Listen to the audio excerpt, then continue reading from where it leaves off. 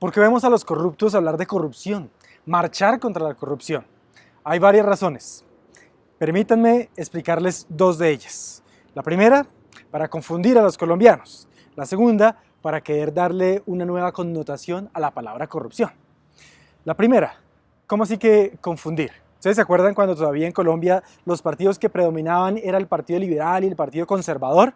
Y después todo el mundo estaba cansado de la corrupción de esos dos partidos. Decían, pues si son lo mismo, entonces ¿qué hacemos? ¿Por quién votamos? Entonces ya no querían votar más, ni siquiera por esos partidos. Entonces los políticos, los politiqueros corruptos, dijeron, no, ya la gente no quiere seguirnos, ¿qué hacemos? Inventémonos otro partido. ¿Y de qué hablamos entonces en ese otro partido? ¿Qué nombre le damos? ¿Qué es lo que las personas quieren escuchar? Ya sé, las personas quieren escuchar sobre un cambio radical. Entonces, llamemos este nuevo partido el Cambio Radical. Y así nos traemos una cantidad de incautos. Y efectivamente eso fue lo que sucedió. Y este partido Cambio Radical, no sé cuántos años lleva robando a la gente, como en La Guajira, donde son mayoría y vienen robándose a La Guajira y haciendo que se mueran de hambre cientos de niños hace mucho tiempo. Y así es que los partidos y los politiqueros y las mismas familias siempre hablan de lo que la gente quiere escuchar. Y de esa forma se confunden los colombianos. Si todos los politiqueros están hablando de corrupción, ¿qué van a pensar los colombianos? Van a decir, pues, bueno, entonces, ¿a quién seguimos? ¿Quién es el que va a hablar en contra de la corrupción? Porque sabemos que es lo que hay que acabar en ese momento. Porque como ya sabemos, o pues porque el discurso de la guerra y de las FARC se acabó. Entonces la gente se dio cuenta que lo que realmente le hace daño al país es la corrupción. Entonces dijeron, pues ya no podemos hablar de guerra, hablemos de corrupción. Y de esa manera, entonces vuelven a introducir la misma idea de ¿para qué voto? Si todos son iguales, si todos son corruptos, si son lo mismo. En este momento las personas van a pensar, pues si todos hablan en contra de la corrupción, pues yo ya me quedé perdido. Entonces, ¿para qué voto? Porque no sé quién es el que realmente va a acabar la corrupción.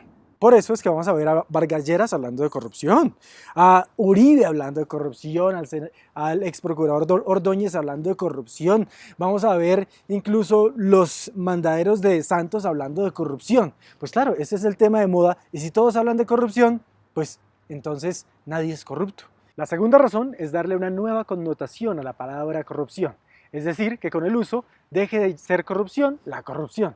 ¿Cómo es eso posible?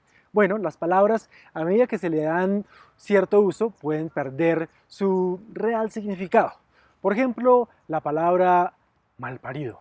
Ups, lo siento. No, no es una grosería. En la época de la colonia, según aprendí de Enrique Serrano en este súper interesante libro, se le llamaba a las personas que habían nacido fuera de la unión cristiana, fuera de la legalidad de un matrimonio civil. Entonces ellos eran personas que estaban fuera de lo que estaba establecido en la sociedad. Por eso se les llamaba malparidos. Algo así como decir nacido en Saludcop, por ejemplo. También las personas que eran nacidas, bueno, también ilegales, pero hijos de un clérigo, pues ya no se le podía llamar malparido. Tocaba llamarlo de otra forma, porque ellos sí estaban dentro de una casta diferente. Entonces se les llamó barraganes.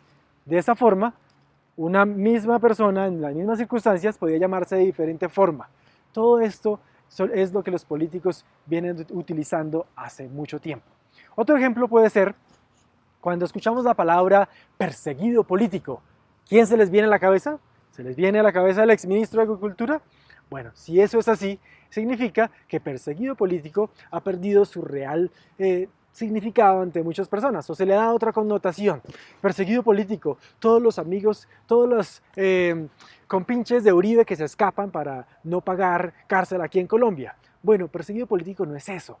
En el artículo 14 de la Declaración Mundial de los Derechos Humanos, cualquier persona que luche por los derechos humanos, cualquier persona que luche por un ideal político loable, que esté tratando de ayudar a las personas y luego vienen a perseguirlo y le dicen, ¿sabe qué? Lo vamos a matar porque usted no está acá como que pisando las margueras. Esa persona tiene entonces derecho a pedir asilo porque es un perseguido político.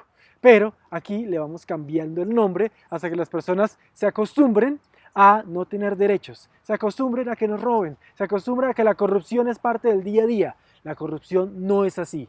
Por esa razón, yo no marcho con los corruptos, porque ellos realmente solamente están aprovechando una circunstancia, así como lo aprovechó hace muchas décadas los que se inventaron el cambio radical. No marcho con los corruptos, marcharé el día de la votación, marcharé con muchas personas queriendo inscribir la cédula, porque ya hay que inscribir la cédula, para que dejemos de no solamente no votar por los corruptos, sino que hay que ir en masa, los que no están votando, a que los votos que están pagados, los votos que se pagan con un tamal, no vayan a ser más de las personas que estamos queriendo que este país tenga un cambio. Por favor, sea consciente y no se deje manipular más por los politiqueros corruptos.